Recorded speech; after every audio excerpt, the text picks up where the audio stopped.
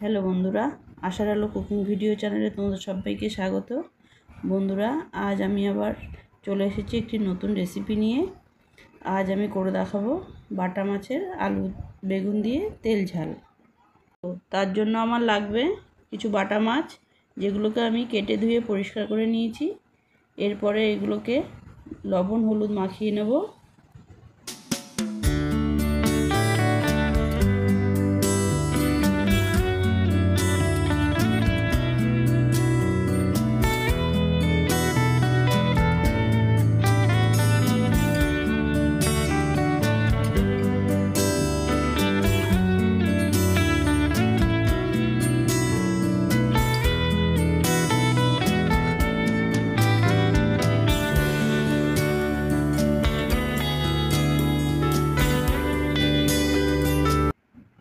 এই বাটা মাছের তেল ঝাল বানানোর জন্য একটা মশলা তৈরি করতে হবে। তার জন্য লাগছে কিছু জিরে, সাদা সর্ষে, 4টে শুকনো লঙ্কা, একটু আদা। এটাকে কিছুক্ষণ জল দিয়ে ভিজিয়ে রাখতে হবে, তাহলে মশলাটা খুব সুন্দর নরমভাবে পেস্ট হবে।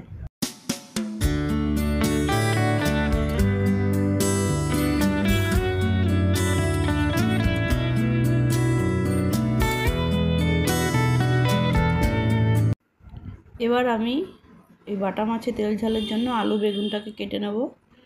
তোমরা তোমাদের পছন্দ মতো কেটে নিতে পারো। আমি একটু লম্বা করেই কেটে নিলাম।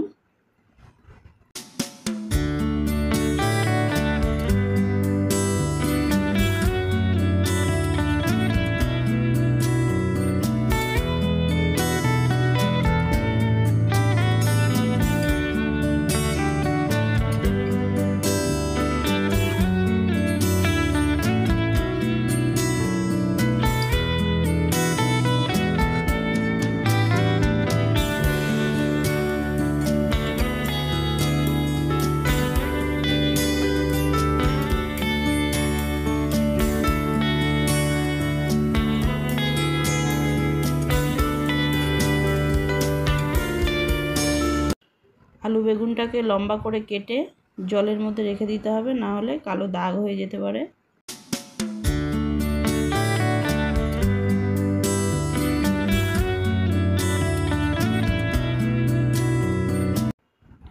এবার একটা টমেটোকে আমি ছুরির সাহায্যে একদম কুচি করে কেটে নিচ্ছি।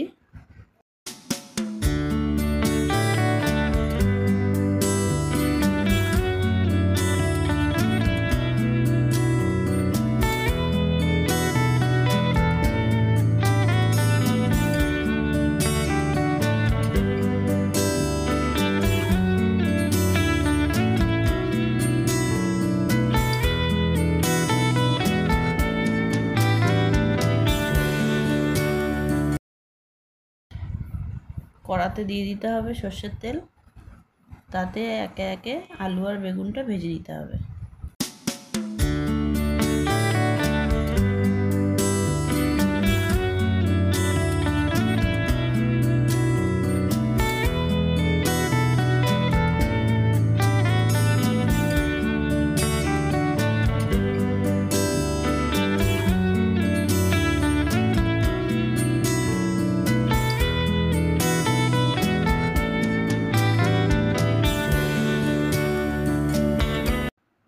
এরপর কড়াতে আবার তেল দিয়ে আগে থেকে লবণ হলুদ মাখিয়ে রাখা মাছগুলোকে ভেজে নিতে হবে।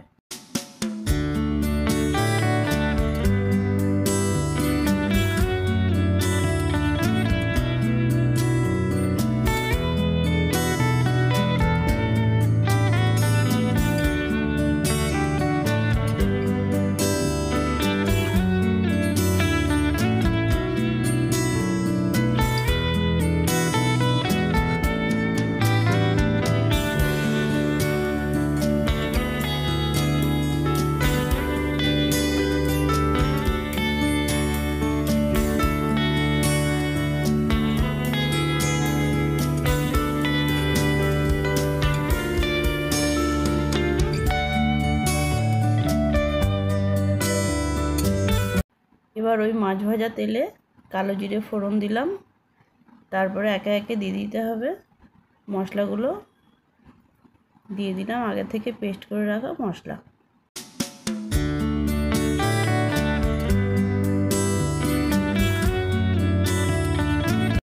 মশলাটা নাড়াচাড়া করার পর দিয়ে দিচ্ছি লবণ, হলুদ গুঁড়ো, এরপর দিয়ে দিচ্ছি টমেটো কুচি।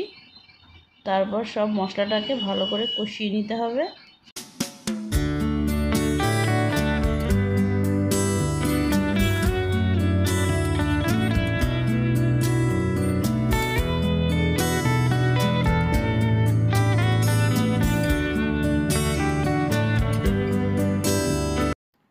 এরপর দিয়ে দিচ্ছি একটু লঙ্কার গুঁড়ো, এটা অপশনাল, চাইলে দিতেও পারো নাও দিতে পারো।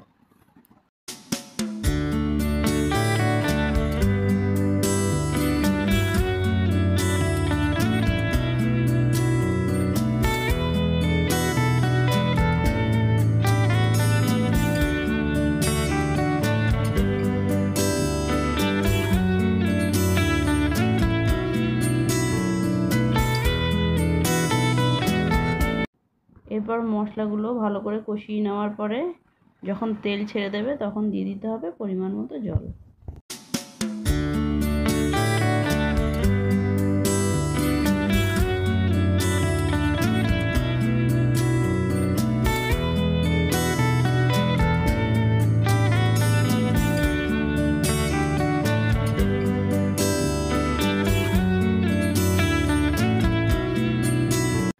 জল দেওয়ার পর ফুটে উঠলে দিয়ে দিতে হবে আগের থেকে ভেজে রাখা আলু বেগুন।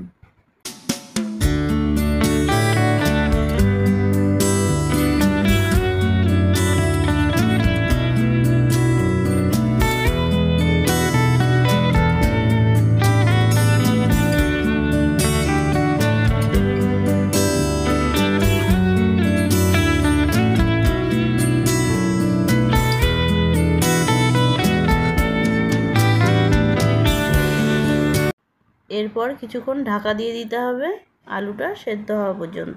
কিছুক্ষণ পর ঢাকা খুলে ভেজে রাখা মাছগুলো দিয়ে নাড়িয়ে চাড়িয়ে নামিয়ে ফেললেই রেডি আলু বেগুন দিয়ে বাটা মাছের তেল ঝাল। আশা করছি রেসিপিটি ভালো লেগেছে। যদি ভালো লেগে থাকে তাহলে like, comment, share and subscribe করতে ভুলো না। সকলে ভালো থেকো, সুস্থ থেকো। দেখা হচ্ছে পরের একটি নতুন রেসিপি নিয়ে। ততক্ষণ টাটা, বাই বাই।